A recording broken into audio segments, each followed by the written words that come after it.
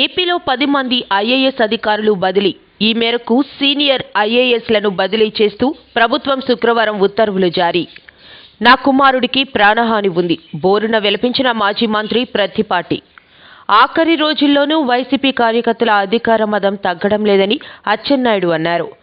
CM Jagan ఇంటిని ముట్టడించేందుకు JD Lakshminarayana యత్నం, arrest. విద్యార్థులకు కీలక అలర్ట్. 5 నిమిషాలు లేట్ నిబంధన ఎత్తివేసిన ఇంటర్ బోర్డ్. జనసేనకు కీలక నేత రాజీనామా. చేగొండి సూర్యప్రకాష్ జగన్ సమక్షంలో వైసీపీలో చేరారు. లోక్సభ ఎన్నికల వేళ పార్టీలకు గట్టి వార్నింగ్ ఇచ్చిన ఈసీ ఎన్నికల ప్రచారాల్లో కులం, మతం, భాష ప్రాతిపదికన ఓట్లు అడగడం మానుకోవాలని సూచించింది.